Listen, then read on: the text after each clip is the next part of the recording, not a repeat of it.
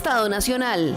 Preocupa aumento de casos de dengue en el país. Costa Rica sigue repuntando con más de 300% en comparación de lo que llevábamos al año pasado. Solo en agosto se reportaron casi 4.500 nuevos casos. Me levantaba y me iba de medio lado, el dolor de cuerpo no lo aguantaba. ¿Qué debe hacer usted si presenta síntomas? Esto es Estado Nacional.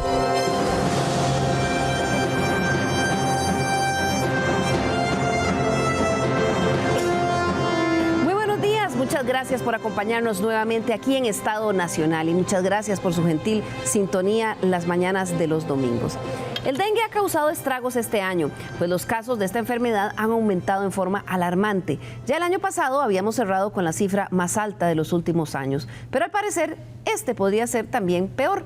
¿Por qué aumentaron tan drásticamente los casos? ¿Qué están haciendo las autoridades de salud? ¿Y qué podemos hacer nosotros para evitar terminar en el hospital o incluso con consecuencias mortales, como ya ha pasado con un par de pacientes en lo que va del año? Para hablar sobre el tema nos acompaña hoy el doctor Roberto Castro, el jefe de la Unidad de Epidemiología del Ministerio de Salud. Bienvenido, doctor, qué gusto tenerlo nuevamente aquí en Estado Nacional. Muchas gracias. También está con nosotros la doctora Eugenia Corrales Aguilar, catedrática en virología. Ella es coordinadora del Centro de Investigación en Enfermedades Tropicales CIET de la Universidad de Costa Rica, que esta semana ha estado en diferentes medios de comunicación. Usted la vio esta semana también en Telenoticias, Matutina y Meridiana, hablando sobre la situación del dengue. Buenos días, doctora. Qué gusto que nos acompañe el día de hoy. Muchas gracias por la invitación. Integra además nuestro panel el doctor Carlos Jiménez. Él es virólogo de la Escuela de Medicina Veterinaria de la Universidad Nacional, que nos va a ayudar a complementar desde diferentes perspectivas esta conversación de hoy. Buenos días, doctor. Qué gusto que nos acompañe. Muy buenos días. Muchas gracias por la invitación y un feliz domingo a toda la audiencia. Bien, vamos a entrar en materia. Un malestar al punto de casi no poder sostenerse en pie. Así relata su experiencia con el dengue una paciente que compartió con Estado Nacional su experiencia. Ella es solo un ejemplo de los más de 19,000 pacientes que se han enfermado este año. Kaylin Baker nos tiene el reporte. El dengue es una infección vírica que se transmite al ser humano por la picadura exclusiva del mosquito Aedes aegypti. Nuestro país este año enfrenta una escalada alarmante de los casos de esta enfermedad. Doña Julieta Blanco, vecina de La Abuelita, fue víctima de este mosquito. A mí el que me dio fue el dengue hemorrágico. Dice la doctora, cuando ya yo llegué ahí, me dijo la doctora que si a mí me había dado la primera vez. Y yo le dije, no sé, doctora, porque a mí me dio una gripe fuerte. Me dice, no, tiene que haber sido el dengue. Su experiencia con el dengue fue muy difícil. El dolor de cuerpo no lo aguantaba, los ojos no podía, pero ni tenerlos abiertos. Y ese dolor de cuerpo y cansancio y brotar. Entonces yo llamé a mi hija y le dije que me sentía muy mal. Entonces me dijo ella que fuera al laboratorio de La Abuelita y que me hiciera el examen del dengue. Y entonces fui y me dijo una muchacha, sí, me salieron en 57. Y entonces la muchacha me dice, sí, los tiene muy bajos, dice mejor que se vaya para el hospital. Según los últimos datos del Ministerio de Salud, solo en el mes de agosto se sumaron casi 4.500 casos nuevos de pacientes infectados en el país. En lo que va de este año, las autoridades sanitarias reportaron el triple de casos en comparación con el año pasado. Veamos. En el 2023, en la semana epidemiológica 33, es decir, al cierre de agosto, se contabilizaron 6.951 casos, mientras que en el mismo periodo de este año se registran ya 19.011 casos.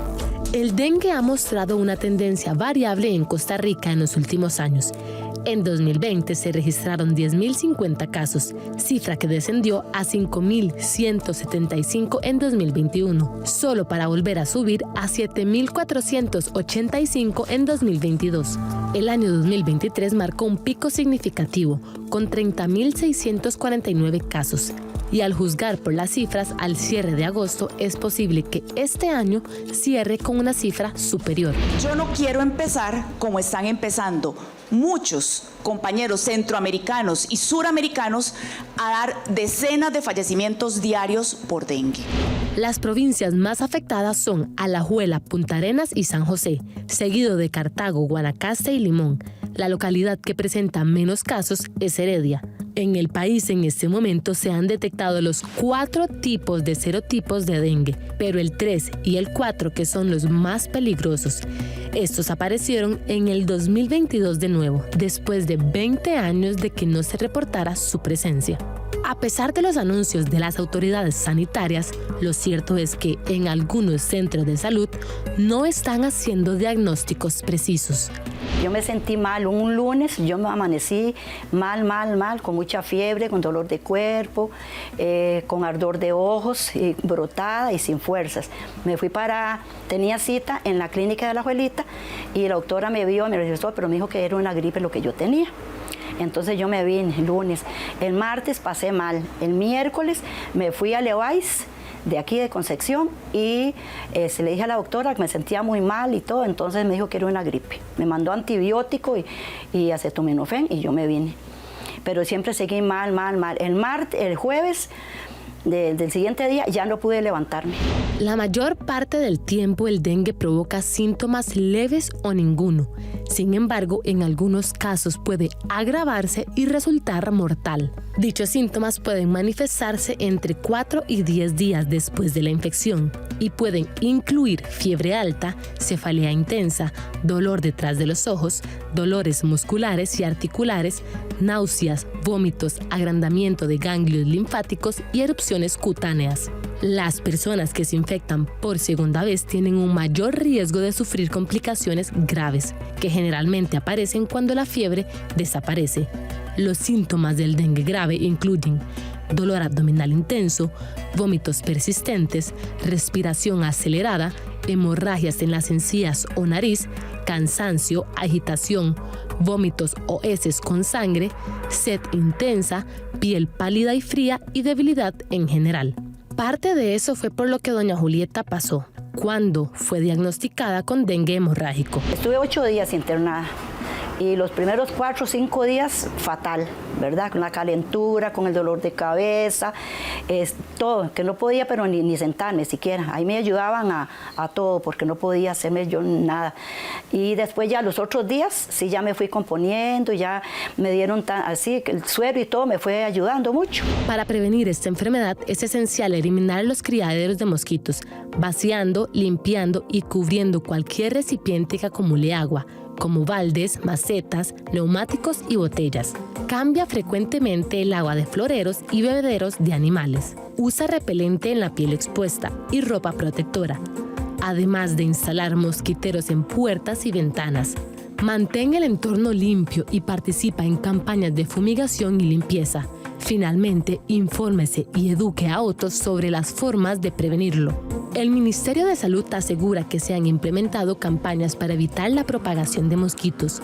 Por ejemplo, en el mes de julio se lograron recolectar 656 llantas y 3.068.677 toneladas de residuos no tradicionales, que serán adecuadamente procesados y no se convertirán en criaderos de Aedes aegypti. El aumento de casos de dengue en Costa Rica es similar a la situación que reporta la OPS en las Américas. Las autoridades sanitarias hacen un llamado urgente a fortalecer las medidas de prevención y control. Yo les diría que tengan un poquito de conciencia. La gente cree que el dengue es una gripe y nada más. Y como me dio a mí y como he visto yo ya varias personas también, porque hay muchas personas que les ha dado no tal vez hemorrágico como a mí, pero les ha dado muy fuerte también. Los botaderos como el que vemos a mis espaldas son potenciales criaderos. Es por esto que la colaboración de los ciudadanos y la acción efectiva de las autoridades es esencial para evitar más casos y prevenir fallecimientos. Hoy en Estado Nacional analizamos la situación que vive el país. Es una situación que preocupa a las autoridades de salud. Como decíamos en la nota, solo en el mes de agosto se reportaron casi 4.500 casos. Doctor Castro, don Roberto Castro, jefe de la Unidad de Epidemiología del Ministerio de Salud, ya se han presentado incluso muertes, ¿verdad? Están en investigación. ¿Cuántas hay confirmadas, muertes por dengue en Costa Rica, y cuántas en investigación? Tenemos 3 casos reportados. Estamos definiendo si es muerte que fue el dengue el que causó la enfermedad o que el dengue desequilibró un poco el estado de salud de las personas y fallecieron con dengue. Tenemos reportados 19.000 900 casos hasta esta semana. Yo creo que al número de casos no hay que tenerle tanto miedo. O sea, nosotros como epidemiólogos a veces tratamos de que la gente entienda que a veces se reportan casos por cuadro clínico y nexo epidemiológico, donde no se confirma. La intención de diagnosticarlo es para que le diga al sistema de salud por dónde se están dando los casos sospechosos. Y entonces usted pueda, dado que no tenemos sistemas de control vectorial, donde estamos midiendo los índices vectoriales, o sea, cuánta cantidad de zancudos hay en un lugar, entonces vamos siguiendo el número de casos y apenas detectamos que hay un brote en un lugar, nosotros realizamos algunas intervenciones. Pero, Eugenio, ¿usted cree que no es de preocuparse el aumento en cantidad de casos? Pues yo difiero con el doctor Castro, sí hay que preocuparse por el aumento de casos, porque al aumentar los casos de sintomáticos o diagnosticados por nexo, pues hay una mayor probabilidad de que esas personas puedan entrar en un dengue complicado, severo o hemorrágico. Como vimos, este año pues ha habido un repunte en casos, pero además hay otro factor, y es que entraron el dengue 3 y el dengue 4 sobre todo al país, y las personas nunca habían estado en contacto con ese dengue 3 y dengue 4. Mucha gente había estado en contacto con dengue 1 y con dengue 2, y la severidad de la enfermedad es probable cuando hay una infección secundaria con un serotipo distinto. Por lo tanto, al haber tantos casos y al haber tantos reportes de dengue 3 y dengue 4, pues hay una alerta que hay que atender. Claro. Una aclaración, yo no dije que no sea importante el aumento de casos. Lo que yo traté de explicar es que no hay que guiarse únicamente por eso. ¿Por qué? Porque cuando la gente ve el número de casos, o sea, usted puede tener un número bajo de casos y ser un gran peligro. Creo que es importante que la gente entienda que una enfermedad, y creo que Eugenia lo explicó muy bien, cuando una enfermedad está circulando y tenemos la particularidad de tener 4 serotipos circulando, el riesgo es muy elevado. ¿Por qué? Porque entonces la gente no es el número de casos, es la severidad de los casos. Y es lo que ha venido pasando en América Latina. Entonces, el número de casos es un indicador. Pero la severidad de los casos, el hecho de que tengamos que ingresar gente porque están haciendo problemas de disminución de las plaquetas, porque están presentando signos de alarma, eso creo que nos tiene que llamar a la atención a todas las personas, porque si nosotros no actuamos como país ante esta situación, vamos a tener que lamentar muchas muertes. En América, el promedio de muertes por casos de dengue con signos de alarma es de 50%. En Costa Rica, tener 19,000 casos y estar investigando 3 muertes nos ha ido bien. Me quedó la duda, doctor, porque usted dice que se están investigando, pero vi en unas declaraciones que la ministra de Salud dio en un medio de comunicación donde ella dijo literalmente, el INCIENSA no notificó que dos que salieron positivos, pero no solamente que estén positivos, sino que efectivamente fallecieron por dengue. El tercer caso está siendo analizado y esperamos que nos informen. Entonces, sí, tenemos 2 personas totalmente confirmadas que murieron no con dengue, que murieron de dengue, ¿sí o no? Es que no es lo mismo. O sea, cuando usted tiene una persona, usted revisa el resultado de la prueba.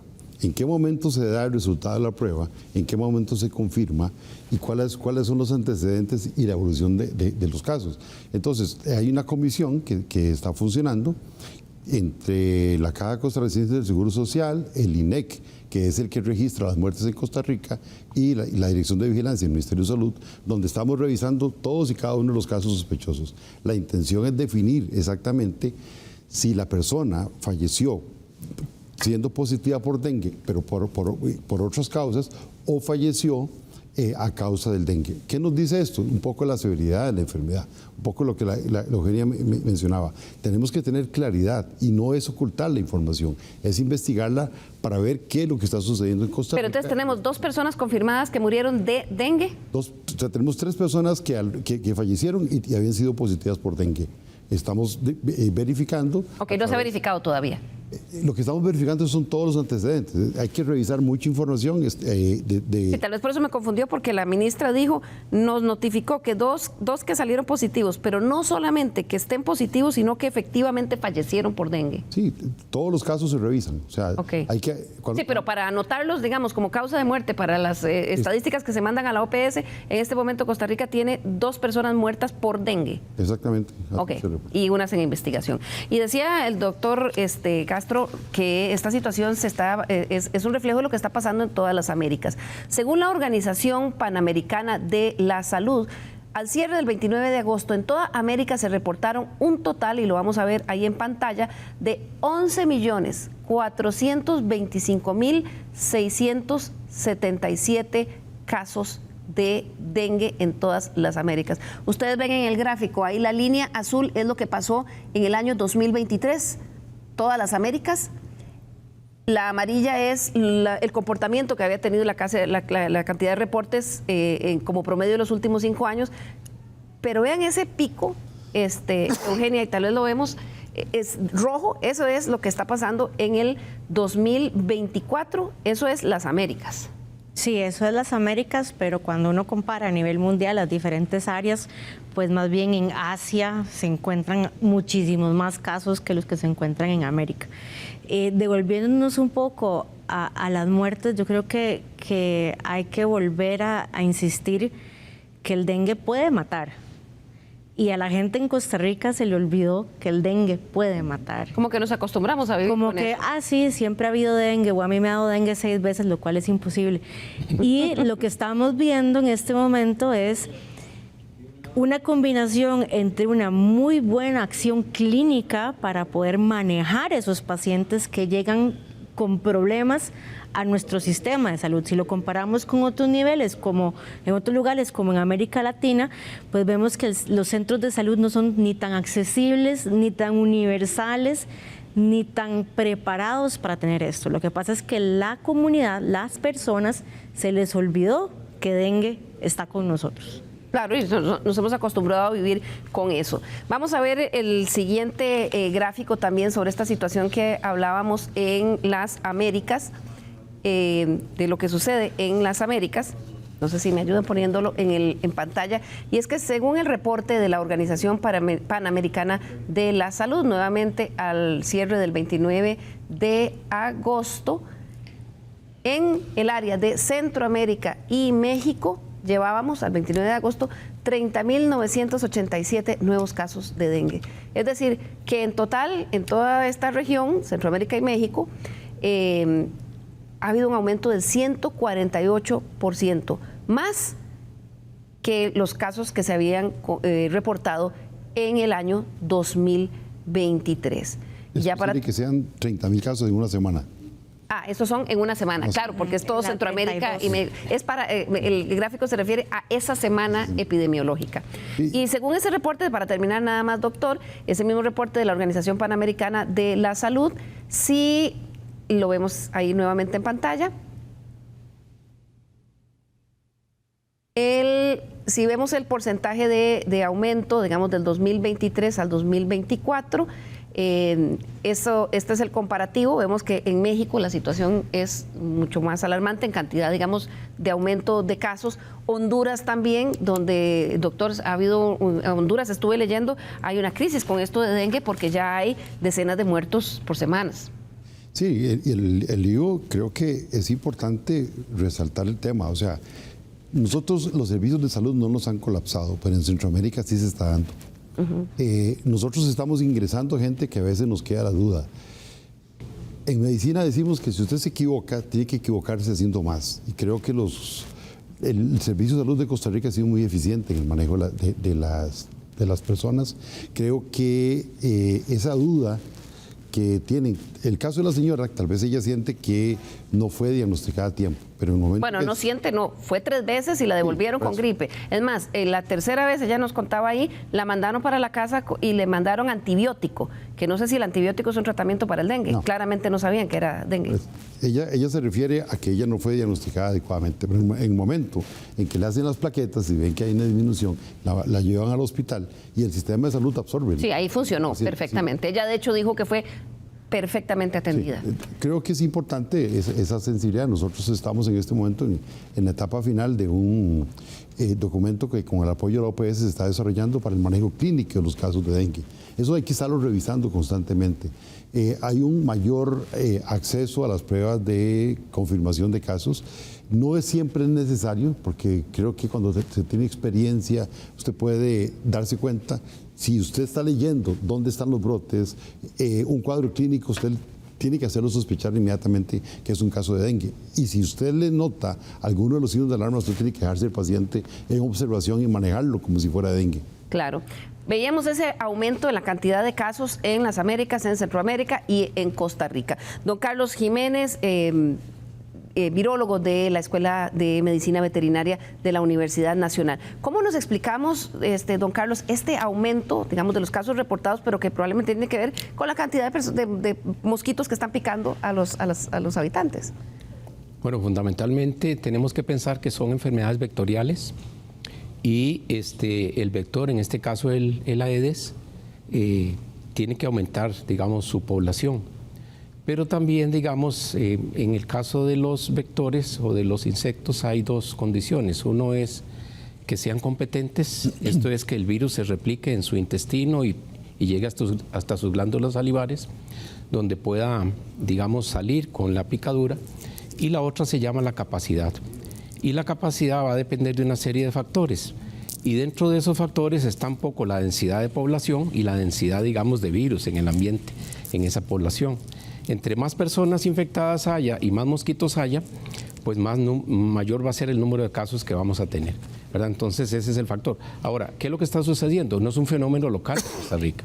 El ejemplo de los datos de la OPS nos indican que es un fenómeno en el continente americano y sabemos que es un fenómeno que se está dando también en muchas otras partes del mundo.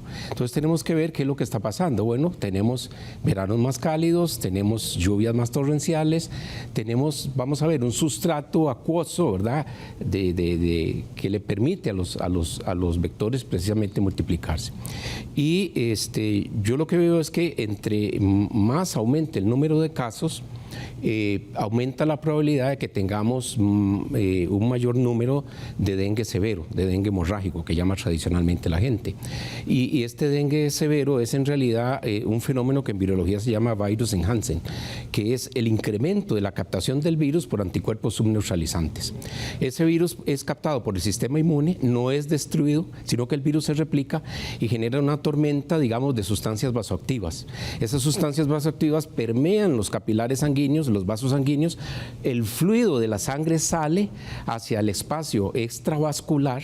Entonces las personas en realidad, lo comentamos antes, pueden tener un aspecto edematoso incluso, pero resulta edematoso, para que edematoso, o sea, como que tuviéramos agua acumulada en los tejidos. Sin embargo, esa agua salió del torrente sanguíneo. Esas personas, digamos, clínicamente están deshidratadas. Y esto es lo que genera el desequilibrio que va a conllevar la muerte de esas personas, si no se atienden en un centro hospitalario, como afortunadamente se está haciendo acá en Costa Rica. Hay un trabajo muy lindo escrito por el doctor Javier Pizarro, un médico costarricense muy famoso, que explica precisamente esta patogénesis. El doctor Pizarro es uno de los científicos mundiales que desarrolló las dietas hidratantes para los casos de deshidratación. Y entonces, desde esa perspectiva, él hizo un artículo científico. Javier Pizarro. No, Daniel. Daniel Pizarro, perdón, es el padre de Javier, perdón. El maestro. Es que Javier ¿Y qué dice el artículo? No, es básicamente explicando esto, cómo es la patogénesis del dengue y del dengue severo, y lo que él dice, bueno, lo que hay que entender es que ese paciente está realmente, ¿verdad?, deshidratado, y que lo que hay que hacer dentro de las cosas de su tratamiento es reponer los fluidos que están haciendo falta en su torrente circulatorio. Claro. Vamos a hacer aquí nuestra primera pausa comercial para seguir hablando con nuestros expertos del día de hoy, y precisamente vamos a hablar sobre eso, cuál es la ruta que le queda a los pacientes, cómo se están atendiendo, y nuevamente recordar esto que decía Eugenia, no es para ser alarmistas, esto no se trata de crear pánico ni mucho menos, sino simplemente tomar acciones, porque mucho del control de esto está en nuestras manos al eliminar los criaderos, pero a ser conscientes que de dengue se puede morir.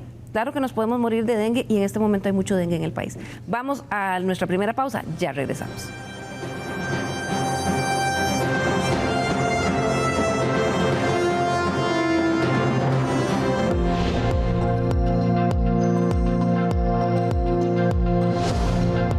Oportunidades se abren para mujeres. La Asociación para el Liderazgo y Ascenso Social ALAS, en alianza con la Universidad Creativa, donará 200 becas 100% gratuitas para mujeres que quieran la certificación de Google Cloud Foundation. Se trata de un programa educativo que abarca temas claves como fundamentos de computación en la nube, infraestructura, redes y seguridad y datos, machine learning e inteligencia artificial. Para participar, solo se necesita tener poco o ningún conocimiento previo en la nube, conocimientos apenas básicos de lógica de programación, habilidad para navegar con líneas de comandos de Linux y entender cómo se comunican las computadoras. Las clases serán completamente virtuales y remotas, permitiendo a las mujeres conectarse en el horario que mejor les convenga. Si usted está interesada, solo tiene que inscribirse llenando un formulario de solicitud en la página web www.alacr.com/becas. Recuerde que la beca es 100% gratuita. 70 jóvenes vecinos de Grecia, Poás, Sarchí, Naranjo, Zarcero, Palmares y San Ramón se graduaron logrando un título de formación técnica en áreas de salud ocupacional, confirmación metrológica, procesos productivos y gestión de calidad.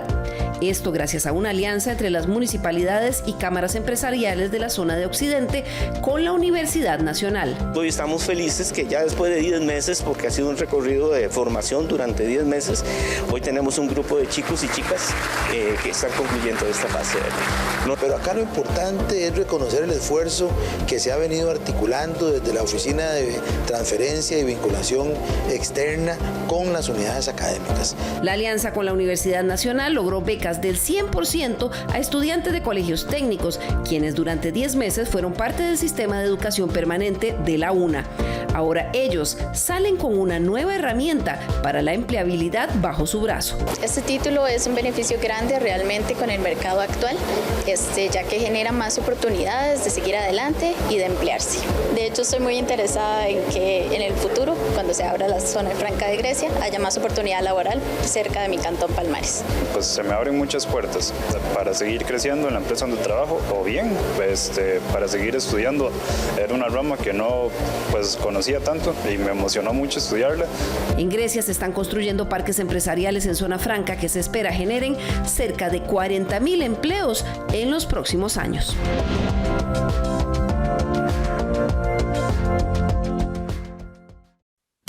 La semana pasada, en Estado Nacional, analizamos las cifras fiscales del 2024.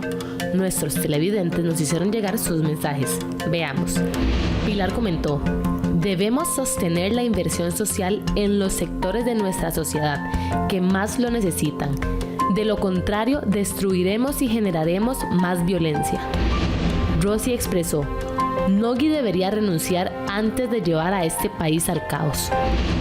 Priscila nos dijo: es gracias a la eliminación de los bonos para discapacitados y a escuelas con aulas no aptas que ese superávit está hoy en el gobierno.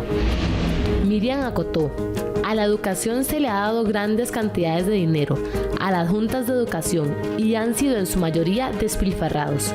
Por eso no hay infraestructura ni condiciones para docentes. Rosita escribió: para que un país sea exitoso debe haber una buena recaudación de impuestos y eliminar deudas, como lo hace el gobierno. Pablo Mora exclamó: mientras hizo recortes significativos en el sector social, el gobierno le falta esa visión de priorizar los recursos por esa falta de planificación.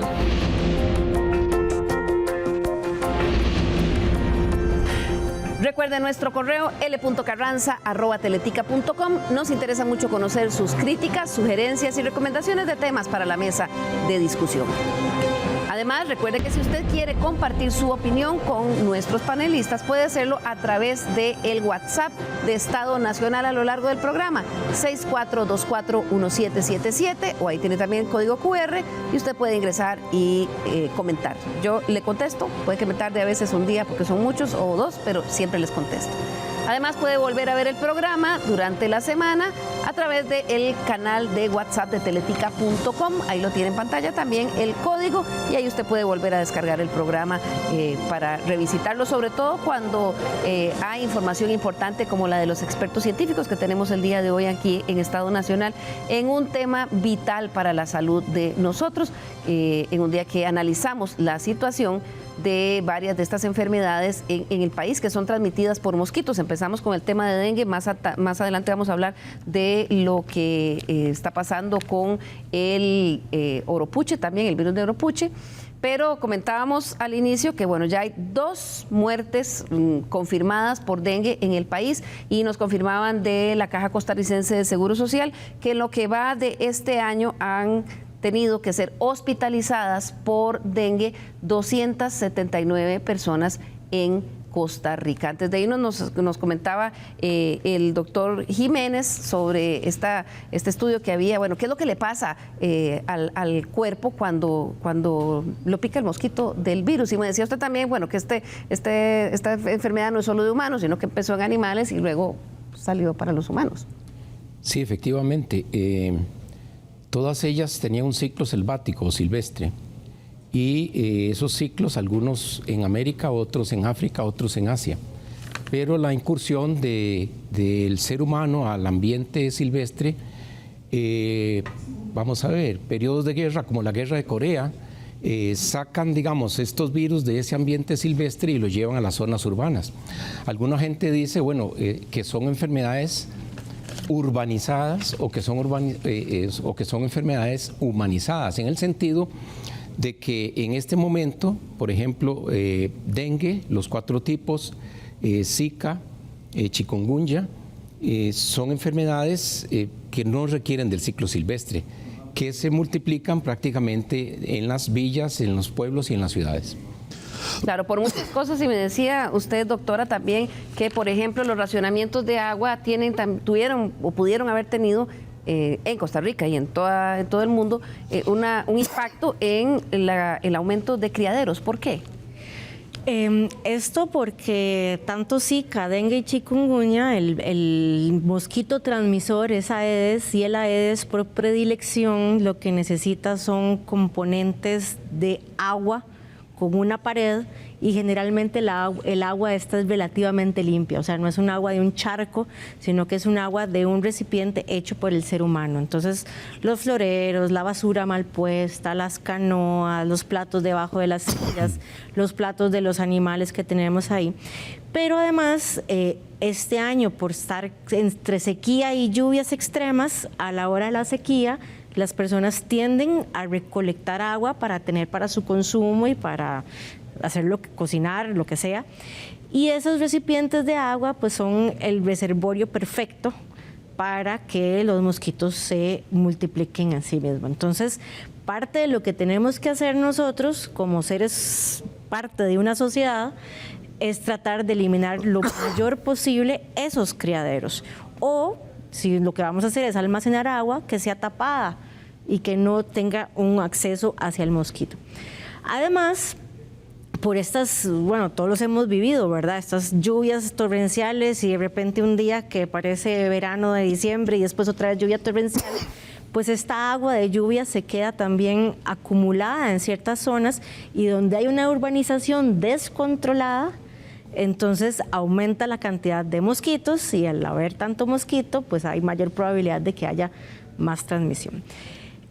Otra cosa que influye es la temperatura, ¿verdad? Todos hemos estado viendo cómo la temperatura ha ido aumentando a nivel global, o sea, todos tenemos claros que los grados han ido aumentando, y el mosquito, para tener un ciclo de huevecillo adulto, porque el adulto es el que pasa los virus, el tiempo que dura se disminuye a una mayor temperatura. Entonces, a unos 35, 37 grados el mosquito está feliz y contento, dura menos llegando adulto, y por lo tanto hay más mosquitos adultos que pueden picar a las personas. Entonces, es una combinación entre lo que hacemos nosotros como seres humanos, la invasión hacia esos sistemas, la urbanización descontrolada y la evolución viral. O sea, vemos cómo dengue, el serotipo 3 y el serotipo 4 pues han estado desde Sudamérica hacia el norte, conquistando terreno. Claro, van, doctor, como dice la doctora, conquistando terreno, tomando. Se van desplazando porque recordemos no solamente la situación, digamos, de los racionamientos de agua, que hemos tenido bastantes en el área metropolitana, sino también que tenemos un fenómeno de migración desde Sudamérica, digamos, hasta Norteamérica, pasando por Centroamérica. Y es posible, digamos, que algunas personas infectadas, pues obviamente también traigan, digamos, algunas de esas cepas. El mundo sigue teniendo el mismo tamaño. Sin embargo, tenemos una serie de herramientas en el transporte terrestre, aéreo, fluvial, que nos permite acercarnos muy rápidamente. Y ese acercarnos puede conllevar, digamos, el ingreso de enfermedades a zonas donde no existían. Claro, pero esto se transmite solo cuando el mosquito, solo cuando el mosquito. Solamente es vectorial. Excepto Zika, ¿verdad? Zika sí. También se transmite sexualmente. Sí, sexualmente, y bueno, hay otros, pues nada, que pueden pasar a través de la leche. Sí.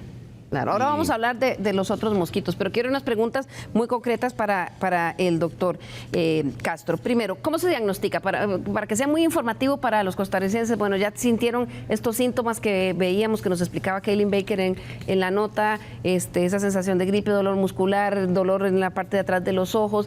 Bueno, ¿cómo se diagnostica? Mire, básicamente yo creo que es importante que la gente entienda, si usted tiene un cuadro gripal, sin mocos, la gente dice, si tuve una gripe seca, piense que es dengue.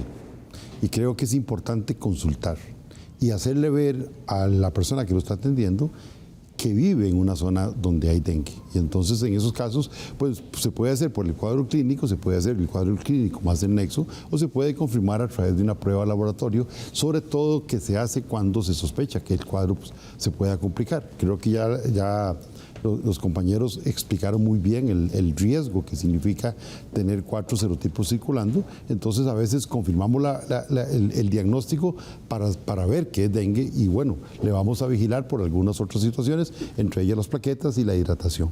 Pero la parte importante es, creo que... Pero es una prueba de laboratorio. Es una prueba de laboratorio, que no siempre se ha hecho, que no siempre es necesaria. O sea, usted puede darse cuenta que es dengue y confirmar prácticamente basado en el cuadro clínico y preguntarle a la persona, ¿dónde vive usted o dónde trabaja? ¿Están en este momento, hay una alerta, doctor, para todos los hospitales y vais? Todos los hospitales en Costa Rica tienen experiencia y manejan muy bien. Yo creo que es importante felicitar a todo el sistema de salud de Costa Rica porque diagnosticamos a la gente y la manejamos bien. La parte que no nos explicamos, nosotros hemos recogido, creo que el dato que se mencionó antes, hemos recogido con un convenio con Fundellantas 13,000 llantas en lo que va del año. Pero las municipalidades tenemos bastantes problemas con la recolección de basura no tradicional. Pero sobre todo, la familia costarricense tiene que darse cuenta que si no sale al patio, que si no sale al parque, que si no sale a la escuela, vamos a seguir generando todos esos criaderos, que si necesitamos agua, bueno, le ponemos tapa o nosotros le regalamos unas mallitas que tienen un producto que impide que se desarrollen ahí las larvas. Claro. Creo que es importante que hagamos medidas de control. El tema de controlar el número de casos. Y está el Ministerio de Salud haciendo, porque uno ve que está claramente establecido dónde son las provincias donde hay más casos. ¿Tiene el Ministerio de Salud estrategias específicas con municipalidades en esas provincias y cantones donde hay más casos? Sí, para mencionarle 2 casos recientes. En este momento tenemos una intervención con la Municipalidad de Turrialba, donde la propia municipalidad está poniendo funcionarios, nosotros le prestamos parte del equipo y estamos entrenando personal también en la Municipalidad de Santana, donde 4 funcionarios a partir de ahora se van a sumar a las labores de fumigación. La fumigación es una manera de cortar la transmisión, pero nosotros podemos fumigar. Pero si seguimos dejando los criaderos, señores, en el patio de nuestras casas y en nuestros alrededores, vamos a seguir igual. Y es importante que entendamos que nada hacemos limpiando nuestro patio si no limpiamos toda la vecindad. porque en principio siempre se dijo cuánto viajaba una mosquita, que llegan a ser de 100 a 200 metros, pero cuando la mosquita sabe que la reproducción de su especie necesita sangre para hacerlo, puede desplazarse a muy grandes distancias, hasta 2 kilómetros y más. Entonces, tenemos que limpiar todos los alrededores para eliminar la transmisión de las enfermedades. Claro, doctora Eugenia, lo otro que nos han estado preguntando es ¿cómo se trata el dengue? Bueno, igual que muchas virosis, no hay un tratamiento específico contra dengue, sino que lo que se hace es un tratamiento de soporte o de apoyo para que el paciente no entre a esas fases complicadas de shock. Eso se hace por medio de sustitución de fluidos, o sea, lo que explicaba el doctor Jiménez, pero también se trata sintomáticamente, o sea, ¿qué es sintomáticamente? Tratar de tomar medicina para bajar el dolor de cabeza, para bajar la fiebre, para bajar esos síntomas que todos nos da con una gripe y, muy importante, no usar aspirina. Porque la aspirina tiene un factor que afecta la coagulación y si estamos hablando que el dengue puede desembocar en un trastorno hemorrágico, mejor evitar esos problemas. O sea, de nuevo, doctora, si la gente sospecha que tiene esta gripe seca, ¿verdad? Que lo estaba volcando, pero que es seca, que no se automedique con aspirina. Que no se automedique con aspirina, que vaya al médico y atienda a los centros de salud. Pero una de las cosas yo creo que ha faltado mucho en el país es la educación del paciente con una enfermedad de dengue sin complicaciones, cómo puede llegar a tener complicaciones. Entonces, la mayoría de los dengues pasan como por una fiebre indiferenciada, que uno se siente un poco mal. Hay muchos asintomáticos también, pero el problema surge cuando más bien disminuye la temperatura, la fiebre, que eso va en contra de muchos virus respiratorios, porque las abuelas le decían a uno, cuando va bajando la temperatura ya va saliendo. Aquí más bien en ese momento hay que poner mucha atención en ese paciente si va a presentar los signos de alerta. Y los signos de alerta generalmente son vómitos, un dolor abdominal por este mismo fluido que se extravasó y diarreas persistentes. Si usted tiene eso, inmediatamente vaya a un centro de salud y diga que está entrando en un dengue complicado. Bien, y otra situación que empezó a preocupar este año también y del cual incluso la OPS ha hecho alerta también es en el tema lo que tiene que ver con Oropuche, el virus de Oropuche. ¿Qué es el virus de doctor Jiménez? ¿Qué es y por qué es que se ha dado esta alerta? Bueno, la alerta surge porque hay un incremento de casos en varios países, como Brasil, como Colombia, como Perú, Cuba, y también ha habido casos en algunos países de Europa, en España, en Italia, en Alemania, casos importados, gente que fue a visitar alguno de estos países en América Latina y que se infectó en el continente europeo. Se transmite también por una picadura, pero ahí no es mosquito. ¿Cuál es el bichito? Eso es también una enfermedad vectorial. Bueno, básicamente hay un vector bien establecido, que son los jejenes o purrujas, se llaman culicoides, que son más chiquitos, digamos, que los zancudos normales. Y el otro vector es un Culex quiquefasciatus, el cual, digamos, algunos autores lo incriminan, otros no, pero sobre todo la literatura de Brasil sí ha encontrado evidencia, digamos, de que este Culex puede transmitir. Y purrujas tenemos bastante distribuidas en el país y también este Culex también lo tenemos en Costa Rica. No es para asustarnos, pero digamos desde 1981 se estableció la presencia de virus de este género. El género es Orthobungia-virus, la familia es Peribungia-viridae y se estableció el virus alajuela, aislado precisamente de mosquitos en Alajuela, aun cuando ese virus no se asoció con ninguna enfermedad. Okay. Lo que quiero decir es que nosotros tenemos las condiciones ecológicas para que eventualmente ante la llegada de esta enfermedad pues pudiéramos tener alguna situación de brote y afectación. Sí, si me permite agregar, o sea, este era un virus que se transmitía a un nivel muy de selva o muy de lugares donde hay muchos arbustos y donde hay muchas vegetación. Purrujas. El problema que está sucediendo en Brasil es que se están viendo los brotes en lugares urbanos. Y entonces, al tener la historia previa de Zika, donde entró también y se hizo una pandemia y una epidemia en Latinoamérica, pues se tiene esa alerta, y aunado a que han habido varias muertes por el virus y aunado a que ha habido también casos de mujeres que están embarazadas que le transmiten el virus a sus fetos y esos fetos mueren, un poco como también sospechando de Zika. Entonces es como un virus que tiene el potencial de establecerse en los centros urbanos, y que el control vectorial, o sea, el control del Culex o el control de las burbujas es todavía más complicado en comparación con el de Aedes, porque en el de Aedes podemos eliminar ese criadero, podemos quitar esa mata en agua, podemos quitar esa maceta, pero el donde se replican en los mosquitos y las burbujas son ambientes naturales, un hueco en un árbol, cualquier lugar. Entonces no tenemos control sobre eso. No tenemos control sobre eso. Doctor Castro, ¿cuál es la alerta que tenemos o sea, cómo se prepara el Ministerio de Salud en la vigilancia para la posible llegada de este virus? Ya nosotros tenemos un lineamiento de vigilancia en Costa Rica que se publicó en la página del Ministerio la semana anterior, que se trabajó con la Caja de Incidencia del Ministerio de Salud.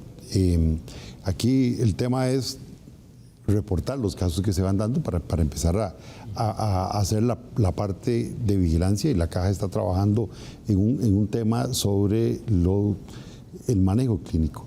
La parte compleja es, todavía hay poco tiempo de evolución, que creo que esto que la doctora Corrales mencionaba con respecto al tema de los efectos sobre los fetos, todavía ha pasado poco tiempo de que esta transmisión se está dando, y todavía no ha habido tanta situación, o sea, tanta casuística como para poderlo hacer, pero estamos exactamente en la misma fase que empezamos con Zika, porque al principio, las primeras semanas de Zika, todos dijimos, es un virus noble. Es un denguito. Un denguito.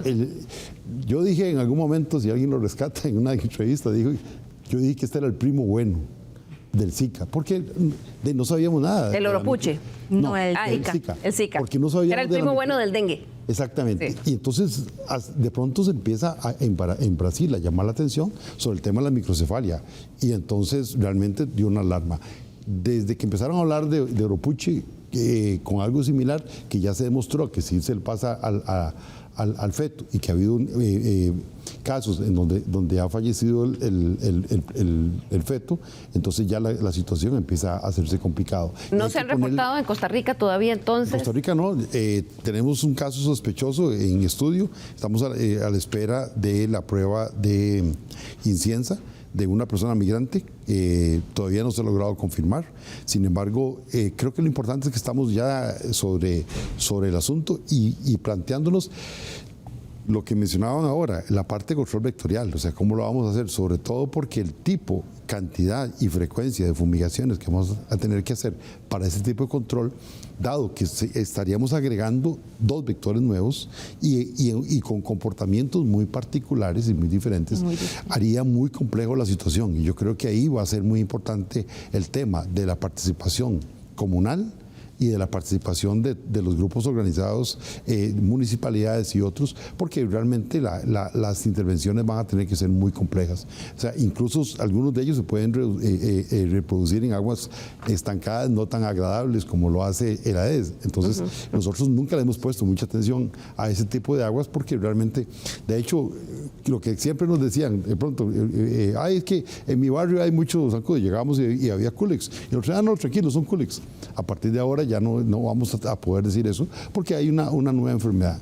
Y yo creo que lo importante... ¿Y qué? Tal vez porque uno se pregunta, bueno, pero si el mosquito está aquí, ¿por qué es que no está picando y no enferma a las personas? Tal porque vez no hay circulación del virus. Porque todavía no ha llegado el virus a los mosquitos que están aquí. Usted lo que necesita en este momento es cuestión de que llegue, una persona infectada. La purruja lo pique. La purruja lo pique y la purruja pique a otra persona y se establezca un ciclo. Un ciclo de transmisión. Y ahí entonces estaríamos, doctor. Sí, así es. Digamos, yo mencioné 2 términos. Uno que era competencia y el otro es capacidad. Sabemos que los vectores que tenemos, naturalmente, son competentes. Lo que no hay es la capacidad. ¿Por qué razón? Porque no tenemos el virus en el ambiente. Por eso es que tenemos que estar alertas a este tipo de problemas. Yo quería hacer un poquito de virología comparada, ahora que estaban hablando sobre las implicaciones que tienen las infecciones con oropuche y con Zika. El género ortobunjavirus en medicina veterinaria, una de las características que tiene precisamente es que cuando las madres están gestantes y se infectan, desarrollan fetos con malformaciones de sistema nervioso central y musculoesqueléticas. Esa es la forma como se reconocen.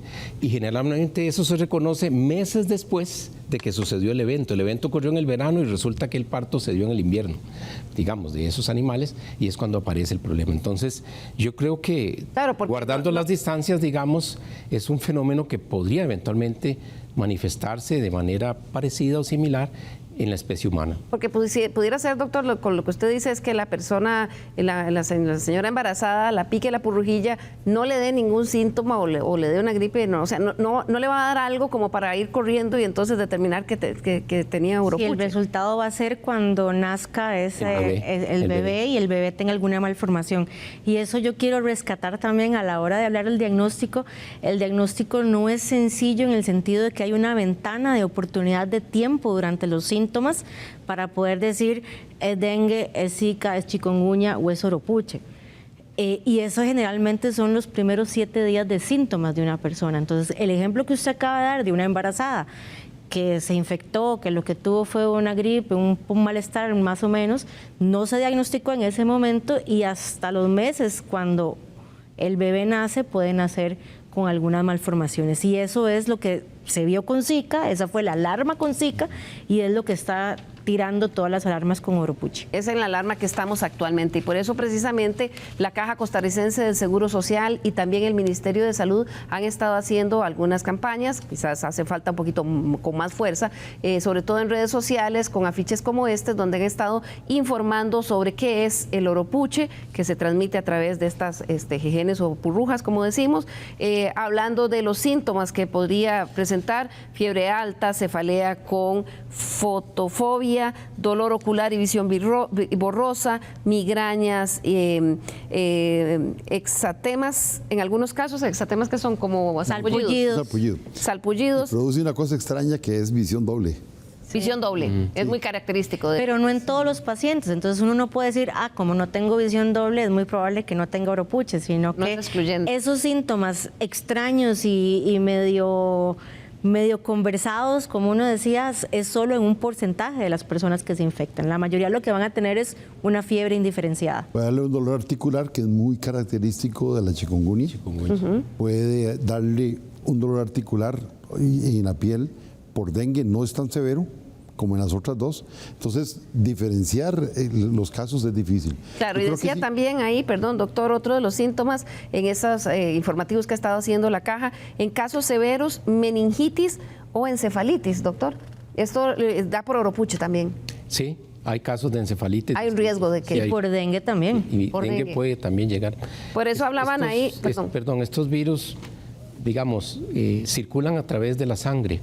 Se producen dos momentos de viremia: la viremia primaria, que son a títulos bajos, y la viremia secundaria, cuando el virus ya se multiplicó, digamos, en médula ósea, en el tejido linfoide. Esas viremias son altas. Las secundarias son las que permiten que un mosquito llegue, se alimente de ese paciente y se lleve el virus a otro paciente, a otra persona, convirtiéndola en paciente. Y en ocasiones, digamos, raras, pero ocurre, pueden llegar hasta el sistema nervioso central y causar un problema de ese órgano. Claro, por eso es que la Caja ha dicho claramente que mientras aunque no esté reportado ya la enfermedad acá, que las personas que estén en campo abierto, tratar de usar mosquiteros o cubrir brazos y piernas, utilizar repelente y también donde haya brotes, donde se vayan a dar brotes, por ejemplo. Y vea que es distinto, porque con dengue es más bien en la casa o en el lugar donde yo estoy todo el día. Y más bien con es no salga afuera, porque afuera van a ver el otro mosquito y eso complica el panorama grandemente. Vamos a llegar aquí ya al final del programa. Voy a pedirle a nuestros invitados que en un minuto, van a ver una campanita para que terminen ahí, nos den una reflexión final. Comienzo con usted, doctor Carlos Jiménez. Bueno, me parece a mí que hemos tratado sobre todo el tema del dengue Y tenemos como ciudadanos costarricenses y ciudadanos del mundo la obligación, digamos, de prevenir esta enfermedad, precisamente evitando, digamos, el acúmulo de basura, el acúmulo de agua en utensilios. Quizá para una ocasión futura, me parece a mí que como país podríamos pensar a mediano y largo plazo la vacunación, porque hay vacunas tetravalentes contra dengue que tienen buenos resultados. Muchas gracias, doctor. Continúo con usted, doctora Eugenia Corrales Aguirre. Pues yo, además de lo que dice el doctor y de tener estas medidas de control de los criaderos, creo que tiene que ser una visión integrada hacia el tratar de evitar que al final la gente sufra, o sea, que la gente se muera, porque los virus siempre van a estar con nosotros y siempre han estado con nosotros y cada vez van a haber más, pero una de las aristas que podemos discutir es la vacunación, pero la vacunación tampoco va a ser la solución al problema de dengue. La vacunación va a ser la solución o nos va a disminuir la cantidad de gente que va a tener dengue severo, pero el dengue va a seguir y el oropuche va a seguir y cada vez con los cambios climáticos vamos a tener más de estos virus, por lo cual siempre hay que tener nuestros ojos abiertos. Muchas gracias, doctora. Termino con el doctor Roberto Castro, jefe de la Unidad de Epidemiología del Ministerio de Salud. Sí, el tema de la vacunación es interesante, pero todavía hay que esperar un poquito. Ya la Comisión Nacional de Vacunas hizo el análisis inicial. En su momento no quisimos participar en la parte del estudio de fase 3, que nos pareció que todavía no era el momento. Hay algunas situaciones que hay que analizar. ¿Y por qué no era el momento? Porque todavía la vacuna no se ha comprobado totalmente efecto y hay un par de dudas con respecto a cómo se comportaba la vacuna que estaba en ese momento con la gente que hacía dengue por tipo 2. Sí, entonces, el asunto es que la vacuna en este momento está siendo probada en personas que han sido positivas por dengue anteriormente. Okay. Entonces ya el sistema inmune va un poco entrenado. Sí, no es para la pregunta es si se va a poder poner indiscriminadamente a toda la población. ¿Y cómo va a reaccionar algunas personas a la hora de exponerse? Pero digamos, el tema de la vacuna yo creo que hay que verlo como un paso a futuro. Pero el tema es ya salir al patio, salir a la calle. O sea, yo creo que no podemos seguir esperando que nos resuelvan el problema. Costarricenses nos estamos enfermando y se nos están muriendo algunos compatriotas por el dengue. Creo que es importante que celebremos las fiestas patrias eliminando los criaderos de nuestras casas, de nuestros barrios, porque nosotros, las instituciones, estamos tratando de hacer el mejor esfuerzo por controlar el brote, pero lamentablemente estamos perdiendo la batalla y necesitamos que ustedes colaboren organizándose y con las comunidades eliminando todos los criaderos. Más claro, imposible, lo ha dicho el doctor Castro. Muchísimas gracias a nuestros invitados, a ustedes en sus casas. Tomen nota de lo que han dicho los expertos hoy. Nos vemos la próxima semana nuevamente aquí en Estado Nacional. Que tengan un lindo domingo.